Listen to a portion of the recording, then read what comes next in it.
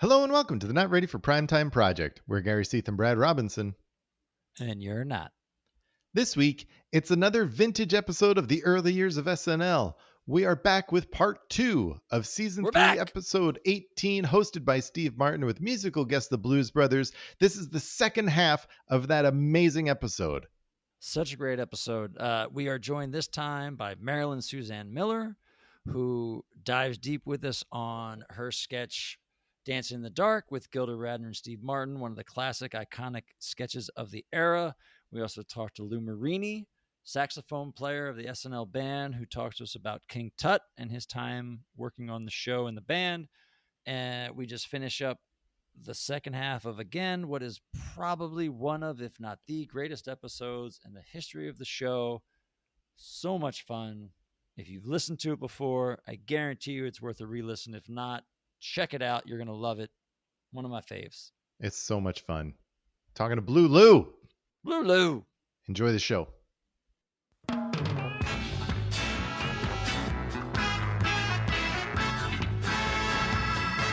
Hello and welcome to the Not Ready for Primetime Podcast. We're Gary Seath and Brad Robinson. And you're not. This week, we're continuing to talk about Season 3, Episode 18 with host Steve Martin and musical guests the Blues Brothers. This is part 2. Part 2, baby. Of our podcast. We're picking up right where we left off last time, talking about this phenomenal episode of SNL. If you haven't listened to part 1, do yourself a favor and go back and listen to that. We have a phenomenal interview in that episode, and then come back and listen to the rest of it here. So much to talk about. Let's just get right to it. Here we go. Jumping in, part 2, the rest of Season 3, Episode 18. We roll right into another classic sketch. It's amazing. It's amazing. So this one starts at a bar, and you see Steve sitting at the bar, lighting a cigarette, and then we see a bunch of patrons, writers, and everybody on the set, and Gilda's at a table with Brian Doyle Murray. All of a sudden, Steve and Gilda make eye contact, and there's no dialogue, and they just break into this beautiful dance, which then goes through the crowd and sets up the Dancing in the Dark sketch. Fortunately, we have a 3-time Emmy winner. She's one of the original writers of Saturday Night Live, and she wrote this sketch, Dancing in the Dark. Marilyn Suzanne Miller, thank you for joining us.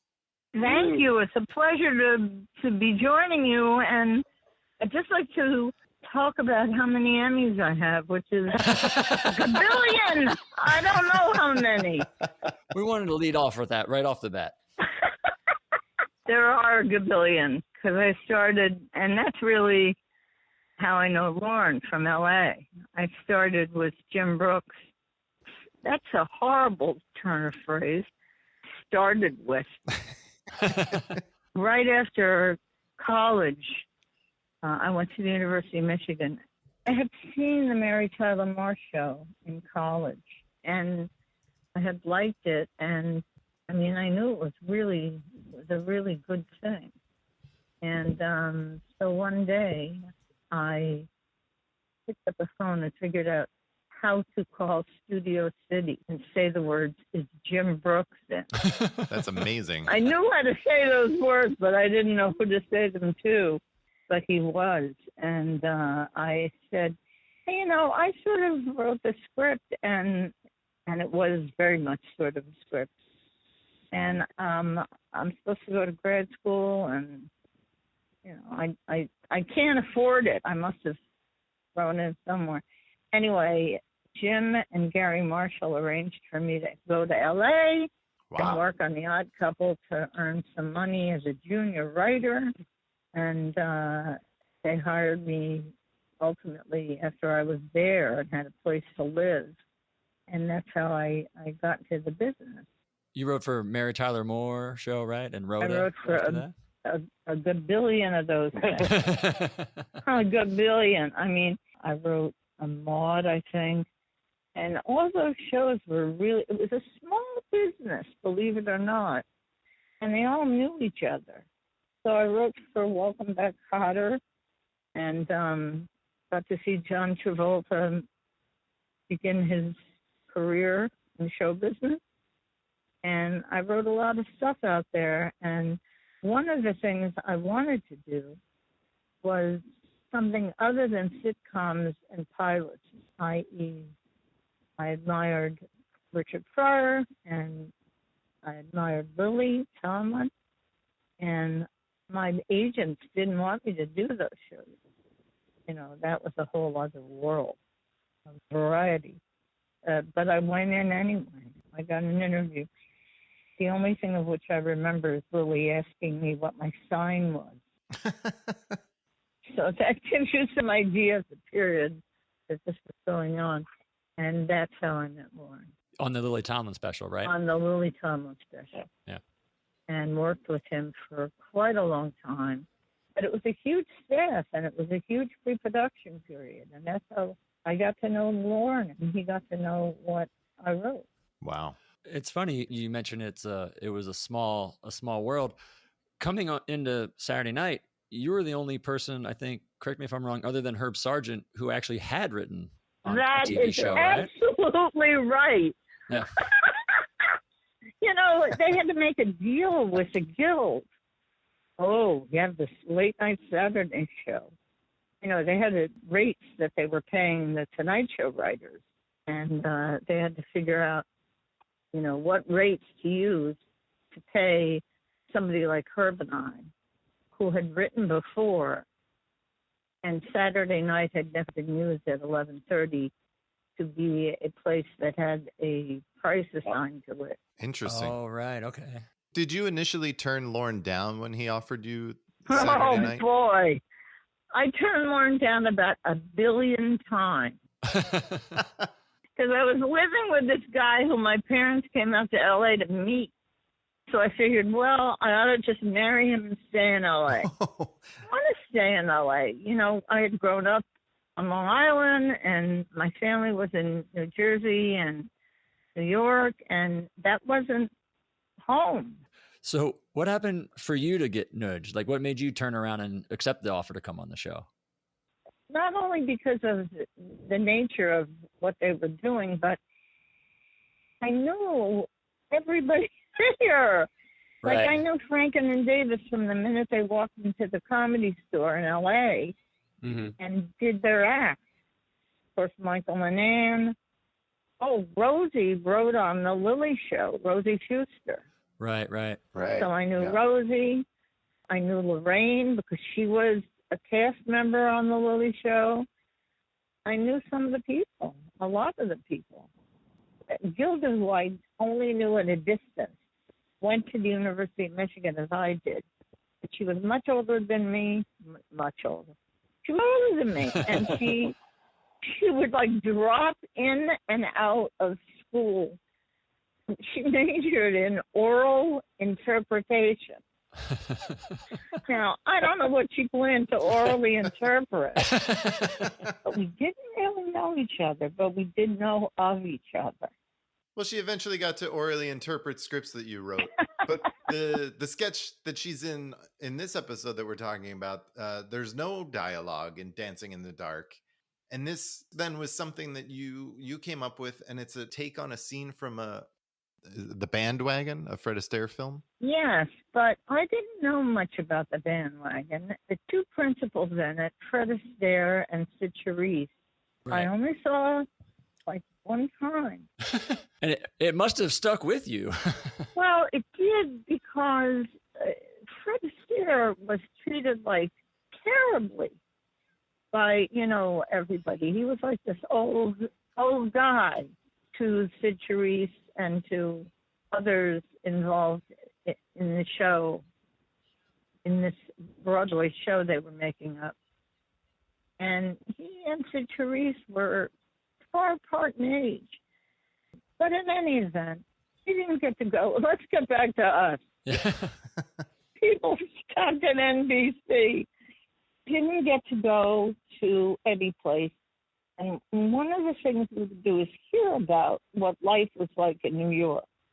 And one of the things was that on 1st or 2nd Avenue, there were a whole bunch of what were known as singles bars. That was already like, you know, we didn't get to go to such fabulous places. Right. And there was a place called Maxwell's Plum. I hope I'm right about that. That was very well known. And people would go there and they'd drink and they'd smoke and they'd dance and they'd meet each other and pick each other up and, you know, either fall in love or go to the next person. But all I ever knew about these places is that I heard what I just got them saying, but I never got to go to one. And Pat Birch, who was in the original West Side Story and a brilliant woman, dancer and choreographer, was familiar with something about Steve Martin, Happy Feet, which was his tap dancing. Mm-hmm. He made up this form of tap dancing that was really what it was. It was sort of this kind of ooky. It was great. I mean, he was great at it, but it was very specifically Steve's invention. What it was what I imagined could happen if two Happy Feet-esque people met at Maxwell's Plum, the singles bar. And the only idea was that Pat Birch knew about Happy Feet, and here these two people would meet in this bar. So you and Pat Birch then came up with this idea and you had the idea and kind of talked to Pat Birch about how to make this happen. Is that right? Yeah, I said to Pat, you know how Steve does that Happy Feet kind of tap dancing? And so we put it in a singles bar. And I just asked her to create a circumstance where these two people, as others did in that bar, they're dancing in the bar, that they find each other in that bar. And when the music of Dancing in the Dark comes up, it overrides what's playing on the jukeboxes in the singles bar. The whole idea of chance, and that you could meet a guy if you went to one of these places who would be just right for you, was really the underscoring of my thinking about this. Well, why bother with it? What would be the chance? Did you come up with it this week, the week when Steve was there, or had you had it previous and you're waiting for him to come back? Everything, you know, I told somebody this story of when I came up with Slumber Party, which was, you know, where the girls go to a slumber party and they all tell each other how babies are made. Yeah, with Madeline Kahn, yeah. Yeah, and I said it to Lauren, and he just took a card and made it the first one in the show of whatever night that was going to be. And that was sort of what this was. And I thought about the two people that were such big nerds that they had the incredible opportunity of meeting each other in these singles bars that I heard these fabulous things about. That was it. And it just works so perfect with Steve Martin and Gilda Radner. I mean, I don't know if you don't get a better pairing than those two to do something like this. This was very different and very specific to who the personalities involved were. You know, you meet a guy and he asks you to dance at a singles bar, which I knew what that was, and that was the result. They both were that. How did this work throughout production? So when you have this sketch, this idea for a sketch, and you kind of pitch it to Lauren and he says, yes, let's do it. Then you and Pat Birch are working on this to figure out how the choreography is going to work, or how did it work throughout the week? Well, there wasn't a throughout the week. There was really, to me, it all happened in a second because a lot of things did. Right. They really did. They happened in a minute. I mean, first of all, there was no time to rehearse. And the one important thing was that the booth, i.e. Dave Wilson, and the guys on the cameras, of which there were like 6 cameras, knew what the next dance move was going to be. Right. Any time was ever spent on that sketch in terms of the enacting of it, other than, each of them learning that dance. The most important thing about it was that Davy knew where to send the cameras. You see the cameras even in the shots. Yeah. Well, they covered a lot of ground. Yeah, they're all over the place.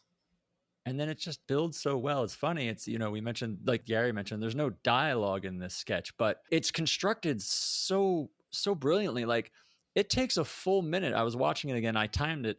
It takes a full minute from the start of the sketch before they actually do break that wall of the set. And it's like a go into the studio. Yeah. And when they first meet, they're dancing very, very reminiscent of Fred Astaire. And it's not until they break that wall and get into the studio proper where they start doing happy feet and having fun and enjoy it. So it's just like a really, really great buildup of the dance itself.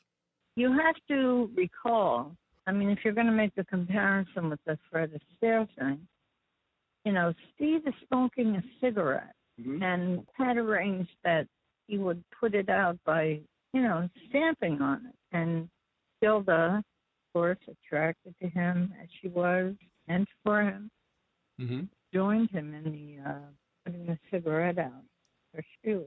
Yes, because it just gradually gets funnier and funnier and sillier and sillier. And there's all these like little touches which are really nice. There's a moment when Steve's twirling Gilda around on the home base and he goes to put her down, and it's Gilda who, is, we always say, is so great at physical comedy, struggles to get up and get back on her feet, and everybody laughs. And it builds to the end where Steve's literally carrying her on his side, running through the studio to drop her back off on the table. It builds so great from that opening moments of dancing where it's very sweet and small, and it just gets so big by the end. It's just such a great arc with no dialogue. It's just such a great arc to watch as a sketch. Thank you. And I have to say that was something that Pat knew. Pat knew how to show, really. Now, this is my interpretation of it. He was showing them really getting closer as the dance goes forward, Marilyn, we're talking about how Gilda's physical comedy is so brilliant and she does such a great job in this. Was your immediate thought when you had this idea and knowing that you wanted it to be Steve because of Happy Feet, was it automatically Gilda in your mind who had to do this with him? I refer back to Michigan and knowing that she was physically capable of following his lead, and certainly knowing that Pat understood what Happy Feet was. Yeah, it's such a great sketch. And it fits so well in the context of this whole episode, which is such a great episode. We should also say, too, Marilyn is a big part of another big sketch in this episode. Just to mention, Marilyn, the Festrunk brothers are also characters you helped create, right? Oh, that's right. Yeah, I didn't want to let the conversation go without at least mentioning that that's a big part of your work as well on the show.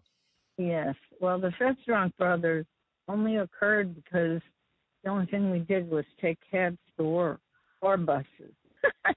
And it was very much true that the guys driving would say, oh, when I was over in, wherever the hell they were, I used to be fabulous physicist. Now my credits are worth nothing. I have to drive a cab, and so terrible. So I had the proof when Danny came into me. And Danny said, okay, so we'll write this later, and Steve's going to go out to dinner with Lauren, which is always the case with host. And later ended up being 3 a.m. Oof. He fell asleep against my wall. We had walls then. That was a big deal. There were years we didn't have walls. Of my office. And so I made up those names.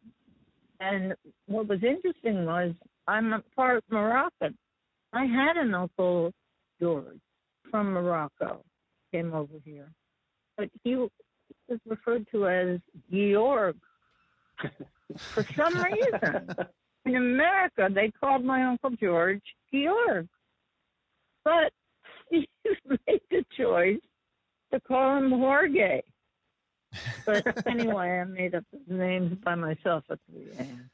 It's awesome. They're such wonderful characters who everyone knows. They're great. Yeah. They were so real. They were, and believe me, when we did it first, Gilda encouraged the sexual aggression. Here they were, free in America, to say, "Oh, you're big American breasts." You know, they didn't know how to talk, and they could say what they wanted in this country. Right. Well, Marilyn, thank you for joining us. This is, we're just scratching the surface of everything that you did for the show. All of your contributions, all of your characters. Hopefully, maybe we can do this again sometime and spend more time with you to talk about the breadth of your work, because I think it's fabulous. Sure. You too, and thank you so much for that. Thank you, Marilyn. I'll see this you was great. So, all right. And something else we should add about this sketch is when Gilda passed away in 1989, and it was a day, it actually happened to be the season 14 finale, and Steve Martin was hosting. I think everybody knows this, but this is the sketch Steve used to remember Gilda that day. Like, in his monologue came out, and this is the sketch, which I think it just reintroduced it, and almost that more so than Tonight is what has this sketch in people's memory, is Steve doing that in a season 14 finale. Yeah. Yeah, no, that's a really good point. And it is a great example of Gilda. Obviously, it makes a lot of sense because Steve was there to show this, but to pick something to highlight Gilda's talents. Right. We know she's funny. Like, you don't argue that. But like, she's funny in a different and stunning way in this sketch. Yes. And so I think it's a great encapsulation of what she can do. We talked about her physical comedy in this, but it's the way in which she blends her physical comedy in an understated way so that you realize what she's doing. She doesn't make it look difficult, but if you look at it, it's difficult what she does. Yeah. And it's just so effortless for her, or so it appears. It's another thing too. We keep mentioning, like, what's making all of these sketches great are the little things. And that's in this sketch, there's that instance, I think we talked about it again with Marilyn, but where Steve's twirling her around and she fumbles just enough when she can't get back up on her feet that it's funny. It's not over the top. It's just a slight little thing, and it's just so genius. And it's like, that's what all these sketches I've been doing, is everything's got a little something to it that just is like cherry on top, just makes an A and A+. Yeah, it's so remarkable, especially after last week, where anyway. Well, that leads us into Weekend Update, brought to you by Crulex, which promotes jock itch. That made me laugh. Did it? Really? It did. Because I didn't know where they were going with it. Just said Crulex, and I was like, what is this? And they introduced themselves as Dave Aykroyd and Gene Curtin. Still messing up their names. Mm-hmm. There were some things in the beginning of this that were okay. Yeah. Some of it was just of the time. There was a Marilyn. They had the art joke that was funny about right. the stolen artwork, and they get the famous painting. Yeah. They tried to do a Steve Martin joke that didn't go over too well. It did not, no. But then they bring Garrett out, and Garrett saves the day, baby. Yes. Garrett comes out because there's been a marijuana alert, and so Dan has arranged for Garrett to go. They don't say where he goes, do they? They just say no, because I thought he said uptown, but then at the end he mentions midtown, so it's they don't mention because he says I don't want to go back up there. I think Garrett has that line. I don't want to go up there again. But they send Garrett to buy marijuana so they could test it, and he comes back and Dan gives him money, and then Dan's like, "Wait, this is there." He starts muttering that it's short. Yeah, he's like it's light. It's under. And then Dan apologizes to the audience because they needed a full ounce to run their test. Not a complete ounce. Yeah, not 3/4 an ounce. Not 7/8. Yeah, I thought that was funny. And you're right. Garrett was very funny in that. Garrett was very good. I mean, his inflections, his facial expressions, he's really good in this. Great job. Yeah. I think the piece didn't hit as well as they wanted to, especially at the end. Right. I feel like they wanted it. Maybe it played better in dress, but there was a little bit of a weird something or other where beat fell off. But it's a funny interaction between the two of them, and Garrett is very good. Yeah. Yeah, it's good. We get another counterpoint. This one about federal aid for abortions. They learned their lesson from last week, and they brought back Jane, you ignorant slut. Yes, they did. Because, go figure, huge response from the audience. Right. Jane, you ignorant, misguided slut. Misguided. Huge response. Yes. Yeah. A bigger response than I would have thought, but 1978, baby. Tonight on Point Counterpoint, Jane and I will argue federal aid for abortions. Jane will take the point for federal aid, and I will take the counterpoint against. Jane? Safe abortions have always been available to the rich, Dan. You simply want to deny them to the poor, and if you succeed, poor women will be forced to get them anyway. They'll be forced back into the alleys with hangers, plungers, and vacuum cleaners, risking death or mutilation. But you'd like that, wouldn't you, Dan? You sadistic, elitist, sexist, racist, anti-humanist pig. Jane, you ignorant, misguided slut. Once again, you missed the point entirely. Why should I pay hard-earned tax dollars so welfare tarts can have sex anytime they want without regard to consequences? Haven't these bimbos heard of abstinence? I myself haven't had sex for 2 years and I'm rich. Why should I foot the bill for killing unborn infants anyway? Now, I'll pay for something practical like sterilization, but abortions, never, with one exception. If I'd been around when your mother was carrying you, not only would I have paid for the abortion, but I would have performed it myself. It got dark. Yeah, I guess. But it was still funny. I still think it's funny. It got really dark, but I still think it's funny. Yeah, I guess, I don't know. I guess I didn't take it as dark in the moment because I just... You don't think him saying, I don't believe in abortions except for going back and and aborting you before you were born? Okay. I just thought it was funny. Okay. Yes, it was. It was very funny. I see what you're saying, though. I thought it got dark when they came back and said that Garrett Morris had been found dead. Another Paquat-related death? Yes. Great callback that I don't think anybody got, at least in the audience. No one got the ex-police reference. Right. I thought it was hilarious. Yes. I don't even love those sketches that much, and I thought this was a hilarious callback. Though. Yeah, I thought that was funny. And that was a weekend update. It was pretty fast, but it was tight. It was pretty good. Yeah, very tight. And overall, I mean, again, I think everyone's riding high. You're just loving this episode so much. Right. But I think it's good. You know, everyone's good in it. Yeah. And it was relatively short for a weekend update. But we're still not done with classic sketches on this episode. That's how insanely overloaded this episode is. I know. Right? Possibly haven't even gotten to the biggest moment of the show yet. No. Arguably the most well-known moment of this show. Okay. That's probably true. For casual SNL fans, like, what do you remember your top whatevers of, say, the early years of SNL? I guarantee you most people would say King Tut. Yes. I agreed. And that's why a lot of people get confused whether Steve or not Martin Steve Martin was a cast. Yeah. Yeah. Yeah. Luckily for us, we get King Tut, which I believe was written by Steve. Yeah. The story of this song is funny. I mean, yeah, Steve wrote this and had actually recorded this song before he came to the show, but had never performed it, hadn't done it yet, and came to the show with the idea of like, maybe we could put this on. Maybe I could do this number. Wasn't expecting a whole lot. And it was Lorne who really got behind it and was like, yes, and told the wardrobe department and the art department, go all out, do everything you can. And I mean, they do. It's another amazing set. The costumes are great.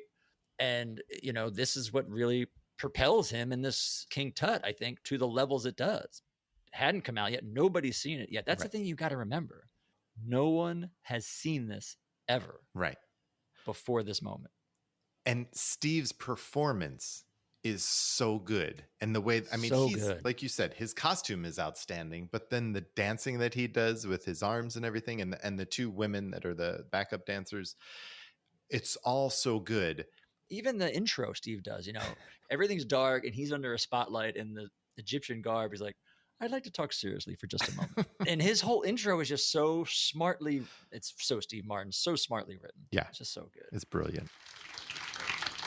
I'd like to talk seriously just for a moment.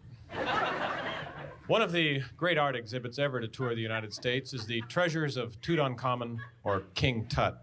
But I think it's a national disgrace the way we have commercialized it with trinkets and toys, T-shirts and posters.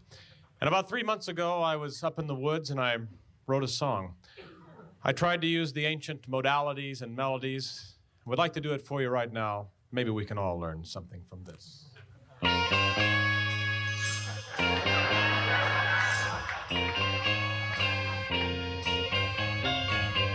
King Tut. Now when he was a young man, he never thought he'd see people stand in line to see the boy king. King Tut. How'd you get so funky?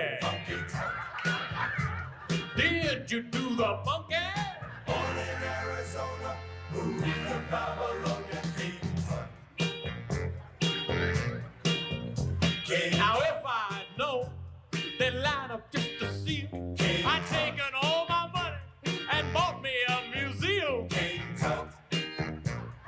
Buried with a donkey. He's my favorite honky. Born in Arizona, moved to Babylon, King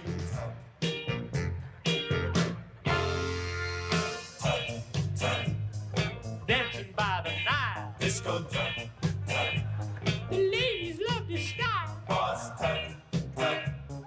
Rockin' for a mile. Rockin' time. He ate a crocodile. He gave his life for tourism.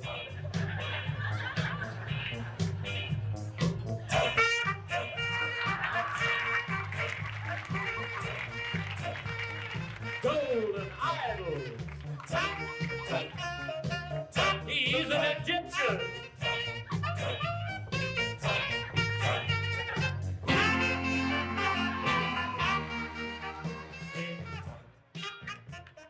So good. It's so good.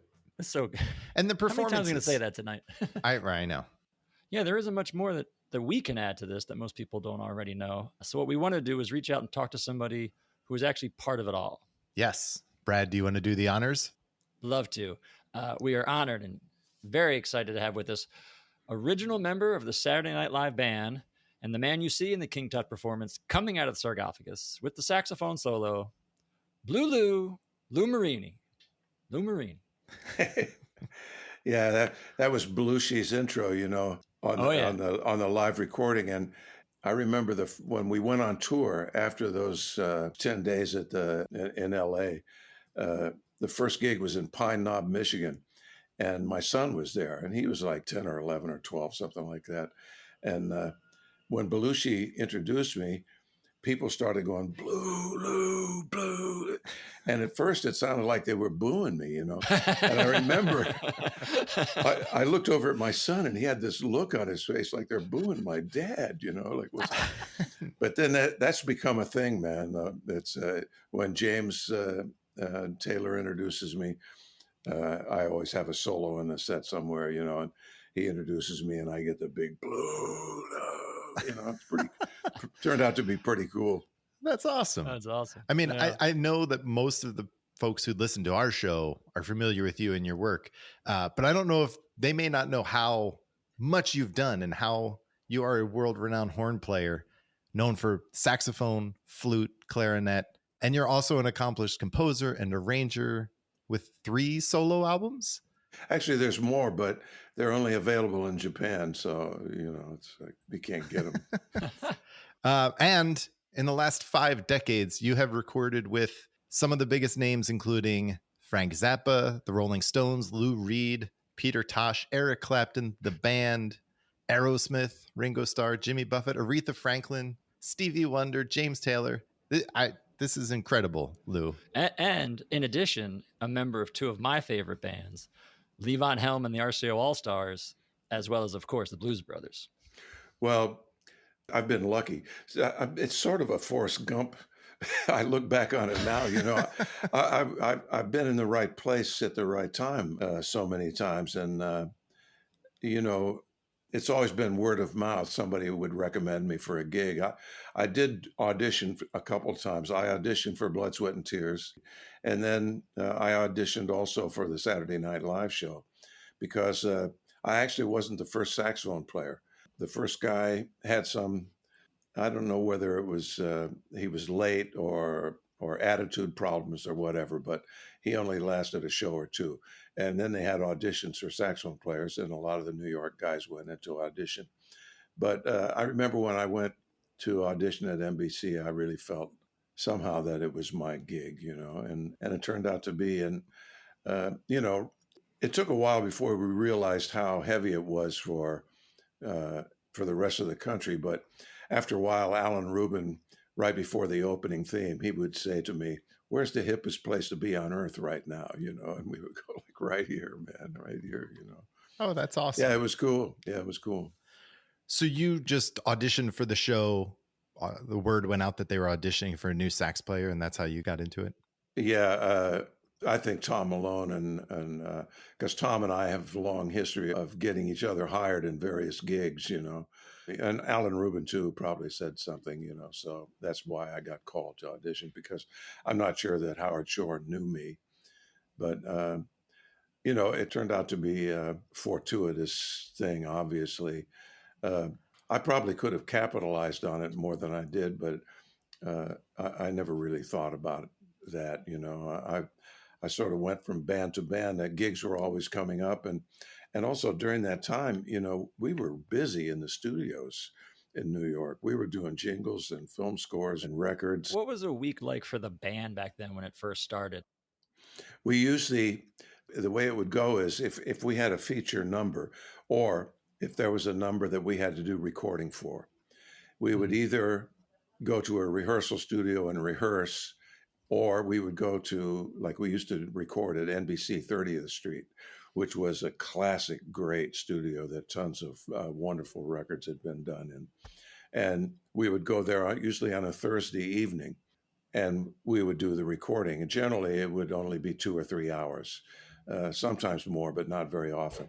And then we would be called early Saturday morning, and we would go through whatever tunes or things that we might have to go. And, wow. It didn't happen so much in the later years because it became more self-contained bands. But in the early years, when there was a musical guest, then we would usually be there most of the day, because of camera blocking, sound lighting, everybody getting all their different things together. We would be there for a while, recording or rehearsing whoever the musical guest was. Well, and also back in those old days too, which I don't think you see at all hardly anymore, is the band would be in sketches or performances a lot, like Madeline Kahn, Lily Tomlin, obviously King Tut, where the host would do a song number with the band backing them up. Well, every once in a while I'll see a clip or something from one of the things that we did, and I'll be like, oh, wow, I totally forgot about that. But then there's a lot of stuff to remember over the years, I do remember the King Tut thing pretty well, though. This was a song Steve had already written when he coming to the show. He'd actually recorded it right before he came to the show with the Nitty Gritty Band. Tom would probably know how it got set up. And it doesn't surprise me that Steve had already figured it out. But I remember that I sort of didn't realize at the time how deep it was going to be for me in particular, because, we rehearsed it and it was funny and we all dug it, and we all knew that we were going to be in the bit. But on that Saturday, there were a variety of things that were going on. For one thing, every time I walked in the departure lounge, which was what we called our dressing room for obvious reasons, there was this, the guys would be giggling and like they got caught doing something, And so there was this weird undercurrent going on. And then they called me into makeup, and they told me that I needed to come into makeup early because I was going to have extensive makeup, So we got back from the dinner break, and I go directly into makeup, and man, they did my whole arms, my neck, my chest, my whole face, and it felt horrible, man. It felt horrible, Well, that's one thing I wanted to ask you personally. How was this sketch for you? Because as you're saying, you're the only one with any kind of makeup covered in all that gold. And on top of that, you spend 90% of the song locked in a box. Yeah. Well, Yeah. For one thing, that costume was really heavy. It was like Beverly Sills' costume from Aida or something from the New York Opera. So that thing is weighing down on me. And when we rehearsed it, the girl didn't close the door on me. I finished the solo and stayed there, Mm-hmm. And on the show itself, you could see that I sort of wedged myself back into the coffin, So, what was going on between the guys in the band, what it turned out, the little subterfuge with the band was that they had bought a stink bomb, which they thought they were going to put in the sarcophagus so that when I stepped in there, I would have to come flying out, but then they thought they might lose their gig. So they backed out. They never really did it, but that's what that was about, So I'm dealing with that, with the band, and now the makeup, and then the costume. And now I'm in the sarcophagus, and on the sides of the sarcophagus, I can just barely see out the sides, And I'm thinking to myself, how ridiculous I look, and I'm thinking, I came to New York to play jazz, and here I am in a sarcophagus painted in gold paint with a ludicrous costume on, and as I'm looking out at the cats in their Egyptian outfits, I was consoled by the fact that I thought to myself, well, I may look stupid, but they really look stupid. And then, the door opens, and it was only Steve and I playing live. The rest of it was to track. Oh. So that's a live solo, and Steve's vocal is live, but the rest of the guys, they may have been softly playing when the horn parts came up, but it was all already pre-recorded. And then the girl squashes me back in, It was a crazy night, man. You can definitely see that when you watch it. There's almost like a pump fake where you weren't ready to go in, and because I haven't had the chance. I remember being at the 40th anniversary and seeing Lorne, and just as I was he said hello to me, and as I was about to ask him about the King Tut bit, whether he told the girl to shut the door on me, some emergency thing came up and he had to split. So I've never found out. I wonder if he would even remember, but he used to talk about how the musicians had the 60s. Now it was the comedian's turn to be in the limelight. So I've always wondered if he told that girl, shut the door on him and put him back in there. Yeah. When you guys were finished and the show was over, was there any sense of how big that was? Like how big that number was that you did? No, I don't think so. I mean, it was week after week, and that cast was so great and so funny that they were knocking us out every week, And in those days too, it was a much looser scene. We played for so many musical guests. Like I remember the Boz Scaggs one. My friends used to call me up and say, I don't know how much you pay the cameraman, but they're always hitting on you, And when we did that Boz Scaggs thing, that flute lick. Well, every time that came up, bing, the camera's on me, and it comes up constantly. And there were so many musical guests that we played with because we were so busy and doing so many things besides the show. I don't think we had a clear idea of how impactful it was to the rest of the country, Do you remember whose idea it was exactly for the whole sarcophagus gag? Who it was that told you, hey, Lou, for this song, you're going to stand in a box for most of it, and then we're going to pop you out for your solo. Do you remember that all? No, I'm sorry. I don't, that's one step too far. We need a conclave. Yeah, I'm sure that Cheryl Hardwick, the one female member of the band who was one of the cats, she's a fantastic musician and a fantastic person, but she would probably have some memories of it, and so would Paul. We're actually talking to Paul next week. Are you? Yeah. We're going to talk to Paul about the cold opening. Yeah. He opens the show as Don Kirshner.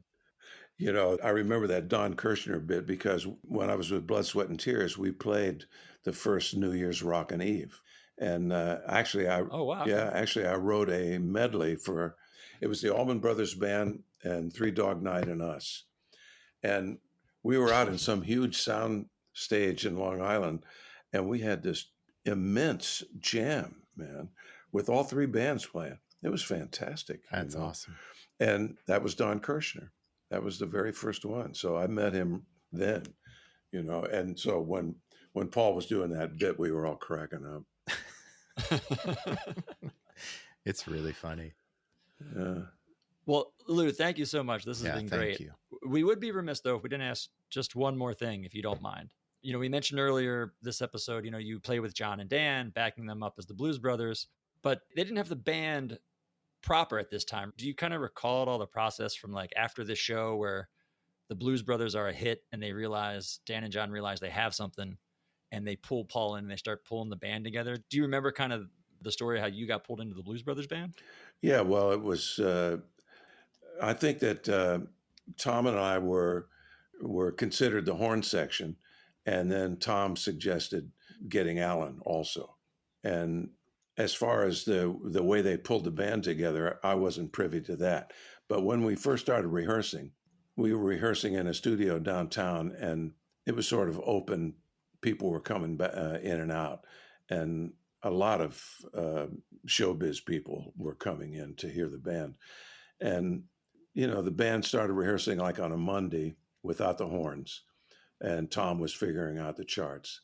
And Tuesday, he's basically got most of the charts done. Wednesday, we come in, and the addition of the horns to how good the rhythm section was sounding at that point. By Thursday, we're playing and rehearsing, and we're looking at each other and we're going, for a one-off gig to go out to LA and make some nice bread and play 10 nights, this sounds pretty fucking good. And the reaction to all the people that were coming into the studio to hear the band, they were flipping out, man. They were just flipping out. And then once we got to LA, we were getting standing ovations every night. And I remember like the third or fourth night, I was the outside guy in the horn section closest to the audience. And in the front row, Jack Nicholson was sitting right in the front row. And we were doing B-movie Boxcar Blues. And I looked over at Jack Nicholson, and he caught my eye, and he took his sunglasses and he raised them up and looked at me, and he went, wow, like this, and then put the sunglasses back down. So I sort of knew we had something happening, That's awesome. Yeah, the time frame is insane. This performance, King Tut, originally was the end of April, and it was September was that run of shows at the Universal Amphitheater that you guys recorded that first album. So within a span of 4 to 5 months, this one-off on SNL performance, a band is put together. You guys rehearse and record an amazing album. Yeah. It's crazy. Yeah. No, it was, and the whole thing, and then the next thing we're making a movie. It was like a rocket ride, Yeah. Chicken wire. Okay. See, it's just going to snowball from here. And Yeah. But that's one thing. I mentioned those gigs when we were speaking earlier. I mentioned those gigs in Italy. We did a gig in a theater, like a 500-seat theater, and 45 minutes after I sat and signed autographs and CDs and albums for That's people. Awesome. So. And that was in February. So the impact of the Blues Brothers has been sort of amazing, man. Just amazing. It's taken us all around the world, and we've given a lot of people joy playing. So. Oh yeah, pretty cool. That's awesome. Well, thank you, Lou. Thanks for your time. You're welcome. This was wonderful. Yeah, thank you so much. This was fantastic. Yeah. So you have a new CD coming out in October, correct? Yep, it's going to be on La Reserve Records, which is a streaming only label. Very excited about it, and it's a big band record called Out of the Blue. It's 104 minutes worth of music, and I started writing right before the pandemic. I put an all-star big band together of my friends in New York, and I'm really excited about it and very proud of it. So yeah, it's called Out of the Blue, Blue Lou Marini, and the band is called Blue Band. Nice, awesome. That's great. Cool. Well, yeah. Thank you again, Lou. We appreciate it. You're welcome. Thanks, Cats. Been a pleasure. Appreciate everything. Straight ahead. Again, just to kind of give a frame of reference as to how huge this performance is, this song, King Tut, gets released as a single the following week. A single. It didn't exist in the world. He's on SNL. A week later, it's released. It would sell over 1 million copies, hit number 17 on the singles chart for a novelty song. Yeah. And again, it's something that's totally of the time. We saw a reference to King Tut last week in a sketch. This, right? King Tut was huge at this point in the United States.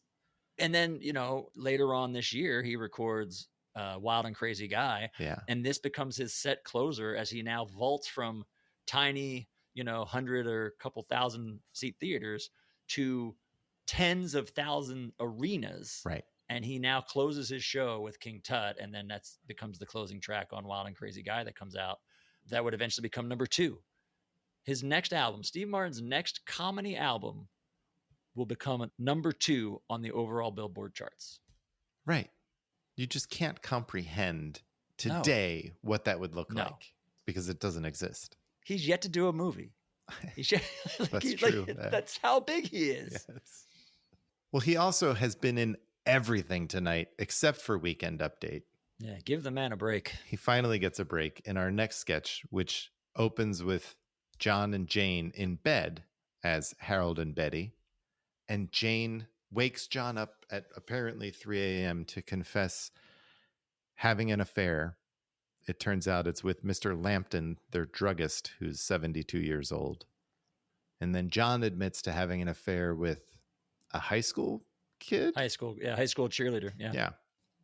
And 1978, totally cool. Keep going. I don't know if it's totally cool, but so I had no idea where they were going with this sketch at first, right? Nope. And it turns out that they were using, this is their foreplay. This is how they're getting each other into the mood. And you know that because Jane turns to John and goes, "I'm ready. How about you?" Yeah. Like out of nowhere. Boom. There it is. I don't know. I liked the turn. I liked where it suddenly made sense. Yes.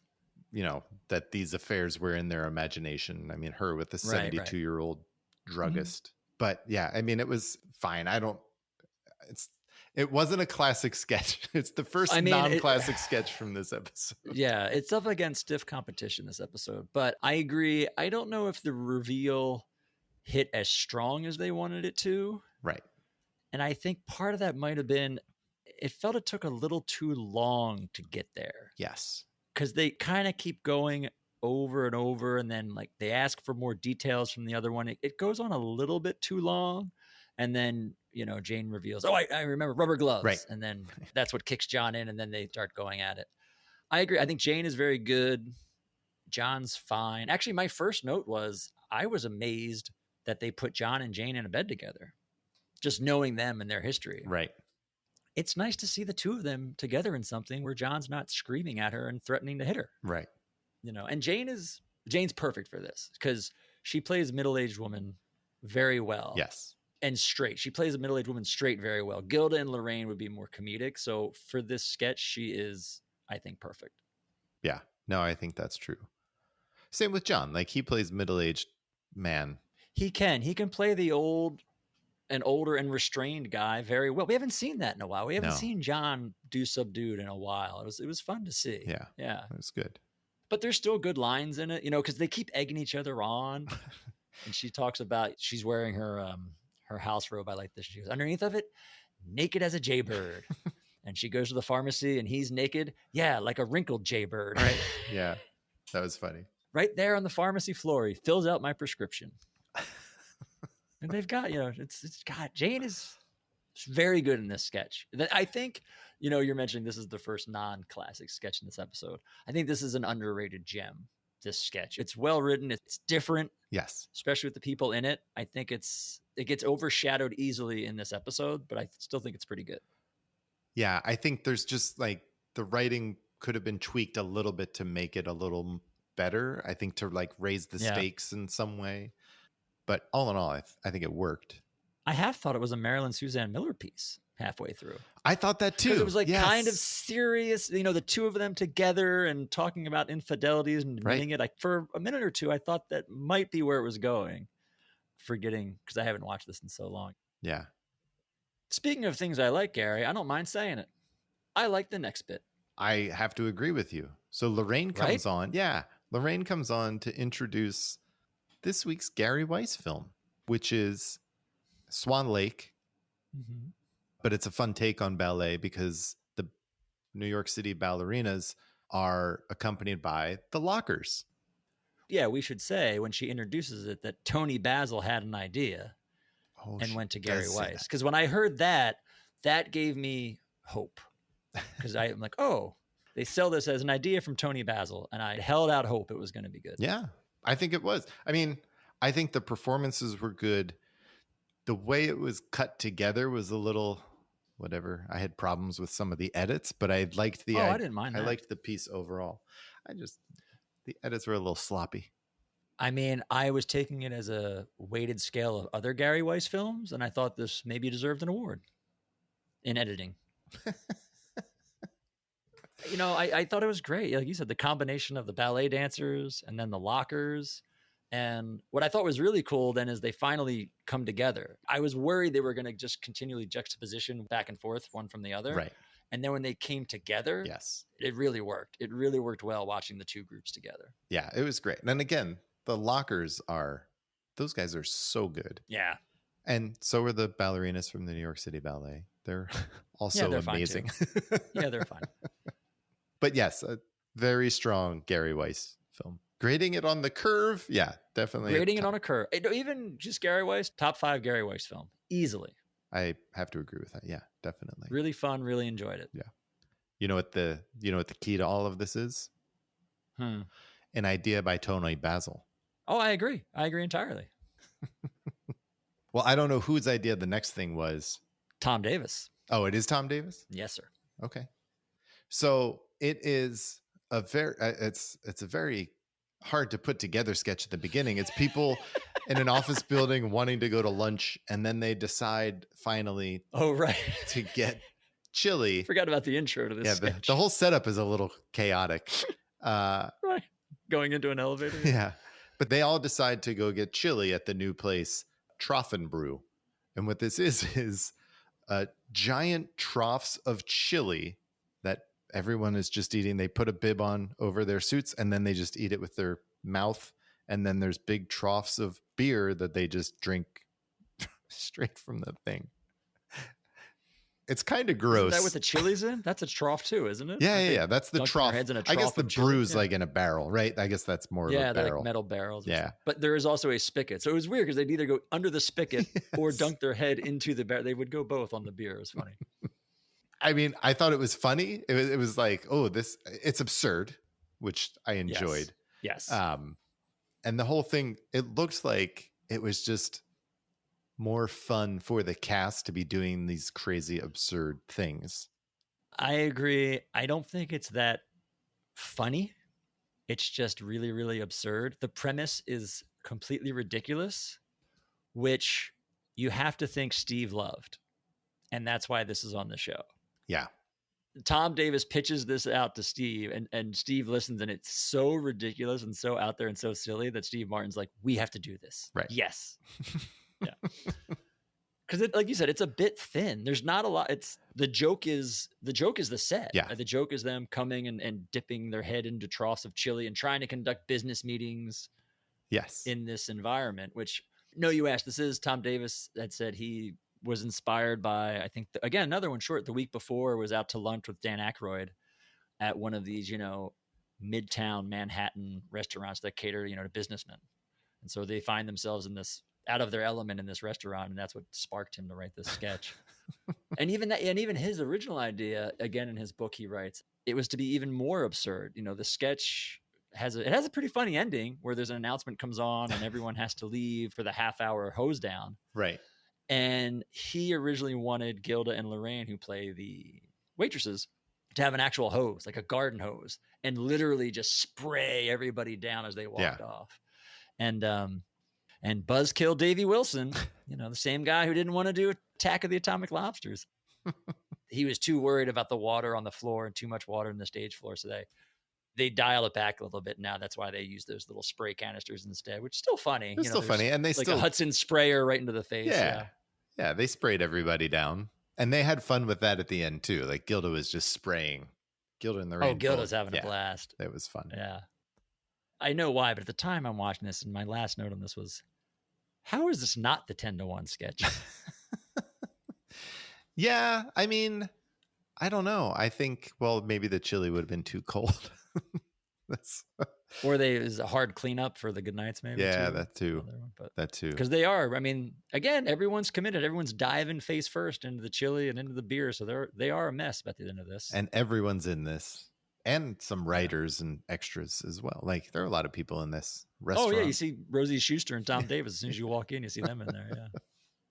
Funny note to this sketch too. So Steve Martin is a vegetarian. So they had to, like, in that large trough, because there's 7 of them eating out of one big trough. They had to partition it so where Steve's spot would be veggie chili, and he wouldn't get in with all the meat chili. Apparently they had to partition his section off. Why not just do all veggie chili at that point? That's too easy. Yeah. That's just simple. Right. Oh, well, you know who would have come up with that idea? The nerds. And we see them at their science fair. So we get a nerd science fair.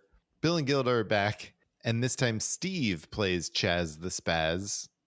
Steve finally gets his chance to be in the nerd sketch that he missed last time. Right. Because they originally wanted to do the nerds with him and then pushed it off a week, right? To do it with Robert Klein. Yeah, it was supposed to be him, and it was supposed to be John and Gilda, and John didn't want to do it, and they ended up pushing it the next week, and then, Robert Klein. Robert Klein played Chaz, of all people. Right. Or, excuse me, Spaz. I don't think he had a first name. I think that's right. He was just Spaz, but this is Chaz the Spaz. They didn't have names. Chaz the Spaz. God damn it, Bill's good in this. So they're at the science fair. Their project was dialing for toast. So you could dial the phone and that would tell you how dark the toast was. It's absurd. Garrett comes on. I mean, he is knocking it out of the park this episode. He was good. He was a lot of fun. He talks about his project. And then Chaz the Spaz comes over, and clearly they do not like each other, Steve and Bill's characters. And I thought Steve was like the perfect foil for Bill. Very good. Yeah. Very good. This was a really good nerd sketch. It was just silly. Yeah. Yeah.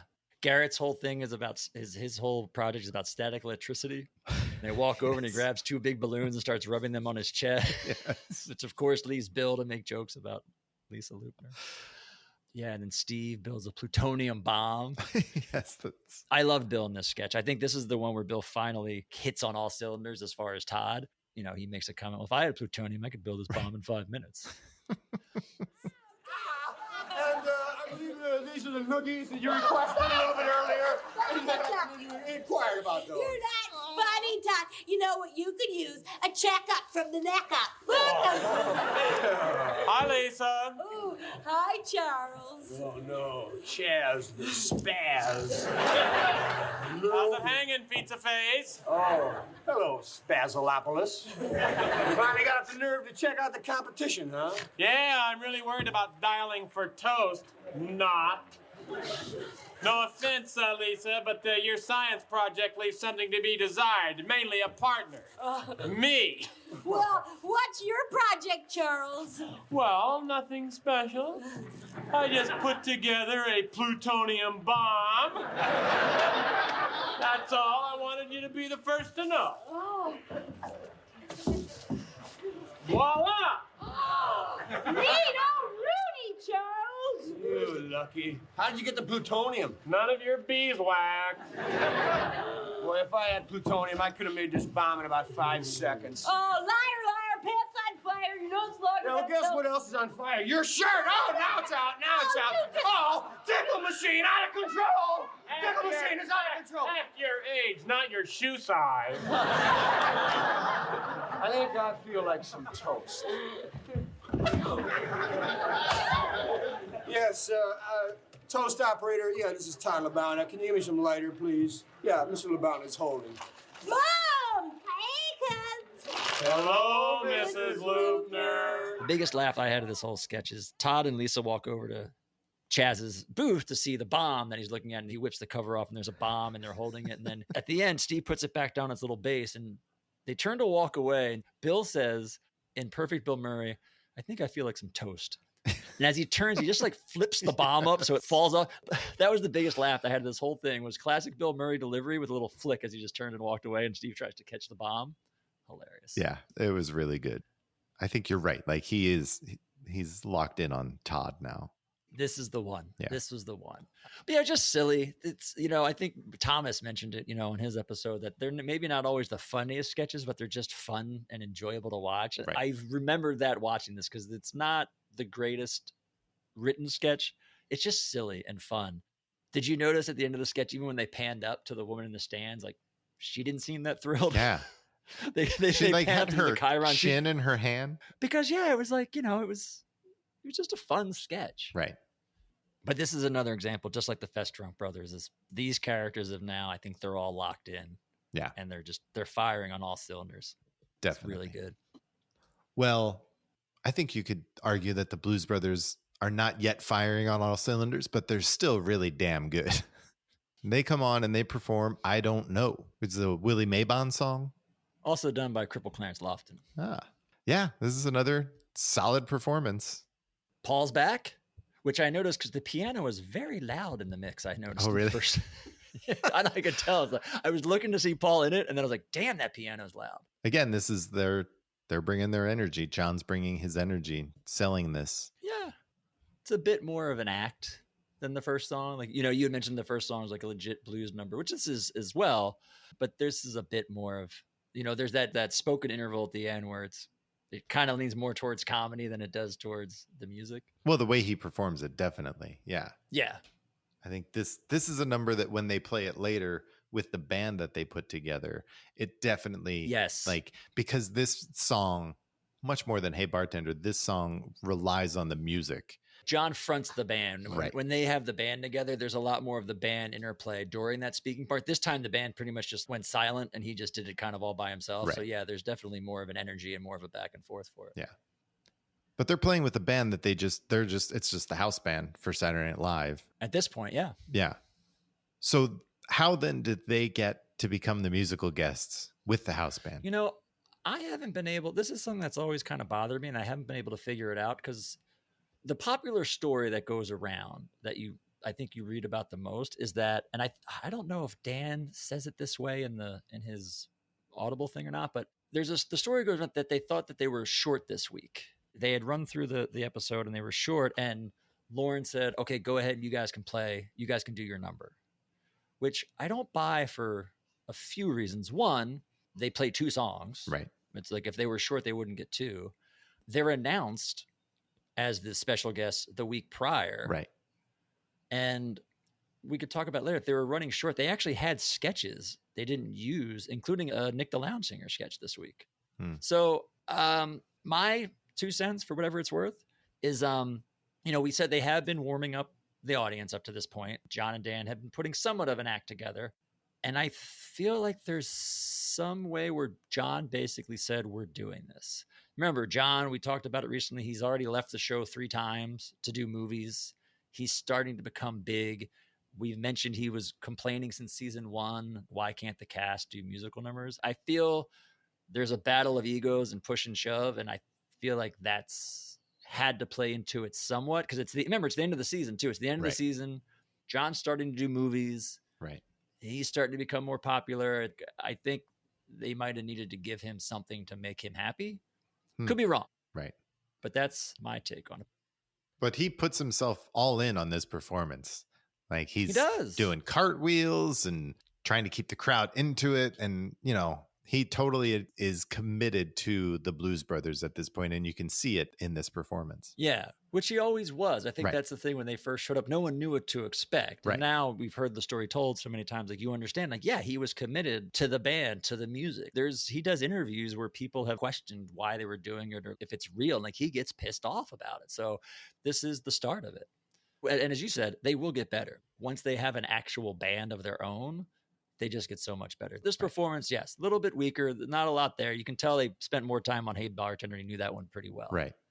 But they're definitely laying the foundation, letting the general public know, like, hey, this is a thing that we do. So buckle up.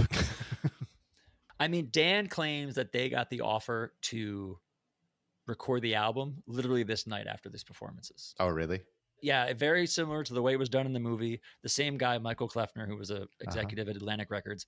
Dan tells the story that after this episode that they went over so well, they got a 1-record deal right after this.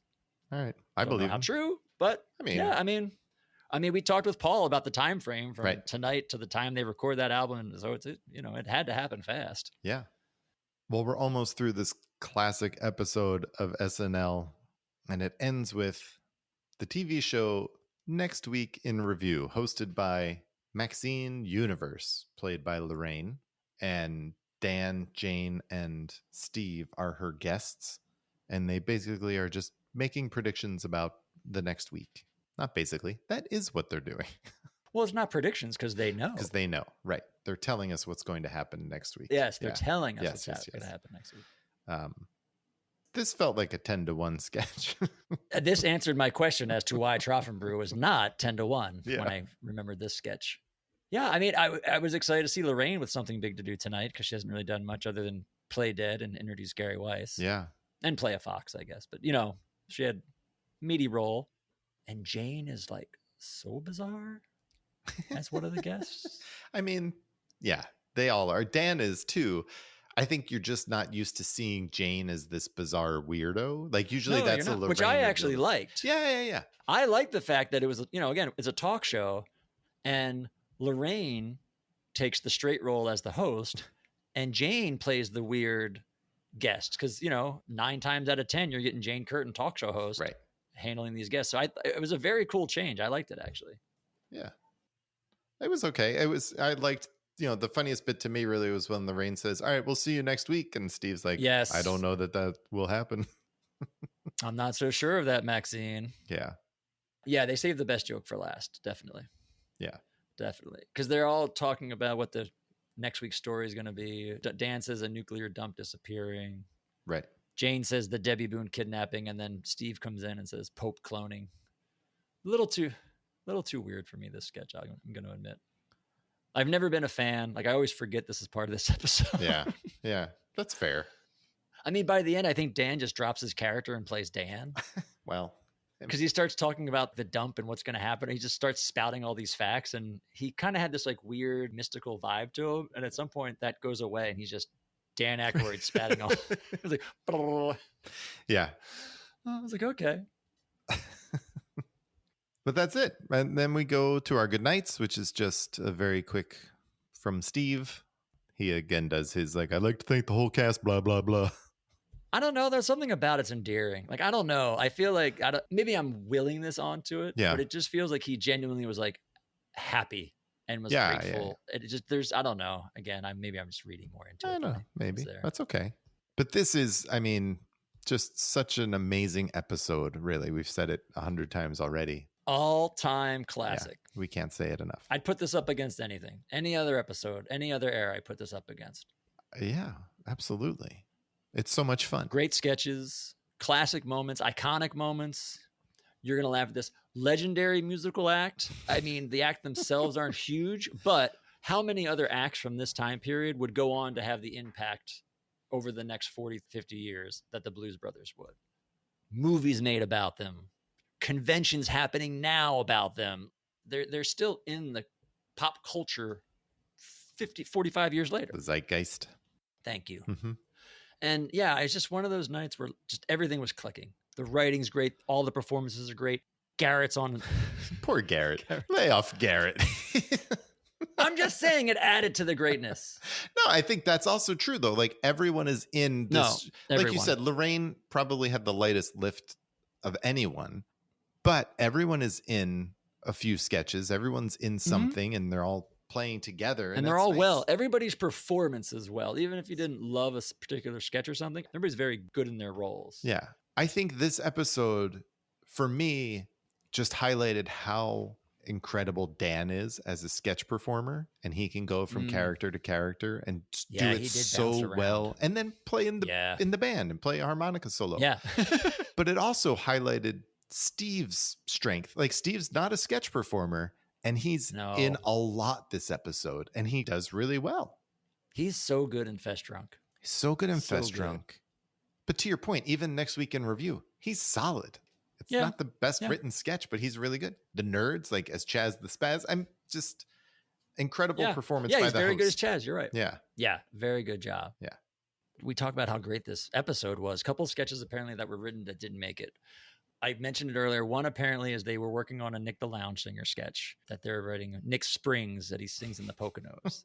It gets pushed, so we'll see it next week when Richard Dreyfuss hosts. So that's what. But could you imagine this episode and you have a Nick the Lounge Singer in there somewhere? Right. If you had Nick the Lounge Singer instead of Next Week in Review, or even Trough and Brew, or even Love Story, whatever. But yeah. Just in that mix somewhere. Oh. Even if you took the second Blues Brothers number out and gave it Nick the Lounge Singer. That would be amazing. And the other one was, I think it's called Tattoo Parlor. And it was Dan and Lorraine playing their hippie characters. Uh-huh. Jason and Chloe, I think it is. And Steve was like an idiot customer who comes in to get a tattoo, and they get stoned beforehand. And of course I hear that and I'm like, they would have dropped the cow. We could have had a season 3 dropping the cow. That just would have put this above and beyond. But yeah, so I mean, there's still like quality stuff that didn't even make the episode. Yeah. That's how good this is. That's remarkable. Yeah. Especially, I mean, and maybe because of it being the 3rd week in a row, the 3rd of 3 shows, and they know they have 2 weeks off or more, 2 or 3 weeks off. I guess it's 3 weeks off. I think you're right. 3rd in a row. Steve Martin's back for his 3rd time. So you know it's got to be something big. If you're bringing him back for a 3rd time, you've got to deliver. Right. End of the season, they know they only got 2 more episodes left. So, and I think they know, I'm guessing they know they got Dreyfus coming. So they're probably a little bit suspect on how that goes. So it's, here's Steve. We got Dreyfus and Buck left. So let's start delivering. Yeah. And they do. Right. This week, from writing to costumes to sets to performances, is just everybody knocking it out of the park. So good. Well, Brad, that means that it's going to be really hard for you when I say, what are your best bits? It is hard, but I go with Fest Drunk Brothers, Theodoric of York, Dancing in the Dark, and I put the cold open of Hey Bartender in there. I got 4. I'm going 4. I'm going to go. Am I wrong? Am I wrong? No. Look, the only thing I would argue with you is if you told me that Trough and Brew or Next Week in Review. Everything else is on the table. Okay. I agree with 3 of yours. I agree with Fest Drunk Brothers. Yeah. Dancing in the Dark, Theodoric of York. Theodoric of York is probably like my 1A of these 4 ones. And then my 4th is the Nerds sketch. I just really liked Steve in this one. Like Steve's presence as I said, Bill's foil, I really worked for me. Yeah, it's fair. It's good. It's a very good, it's the best Nerds we've seen by far. Yes. And it's probably, I think, I was not remembering all, it's definitely a top 3 of all time Nerds. But again, I don't think you can argue. Like, I can't argue with you on that cold open. That was wonderful. And that was, I mean, listen, historic. You got to watch this top to bottom. There's not bits in this one. You got to watch this entire episode. It's just, you have to watch the whole thing. This episode is definitely, you can't shortchange this. No. You finish, I mean, we have a lot of best bits. You finish this era, these first 5 years, this Fest Drunk Brothers, Theodoric of York, and Dancing in the Dark will all be top 10 sketches. Yeah. And neither of us included King Tut, which is remarkable. Yeah.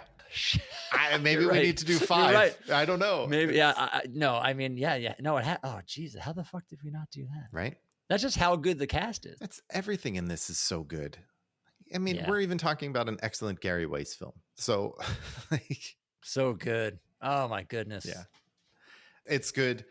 This was a great show. We should thank Paul Schaefer, Lou Marini, and Marilyn Suzanne Miller for talking to us about this show. Thank you all very much. Appreciate it. You're very fortunate to have them. Next week, we'll be talking about season 3, episode 19, with host Richard Dreyfuss and music. Richard Dreyfuss is going to be on the podcast? Yes. Is this like a weekly thing now? We should prepare ourselves for this? Yeah. You shouldn't. Richard Dreyfuss and I talked about it. We don't. That's why you didn't know. Dreyfuss. With musical guests Jimmy Buffett and Gary Tigerman. Alrighty. Good night and have a pleasant tomorrow. And have a pleasant tomorrow. I said, woman, are you gonna walk a mile for a camel? Or are you gonna make like Mr. Chesterfield and satisfied? Well, she said, that all depends on what you're packing. Regular or king size.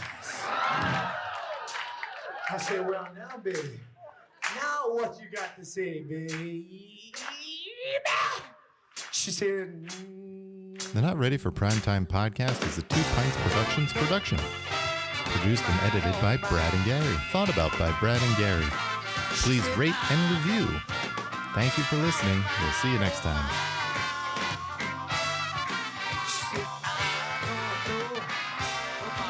putting down.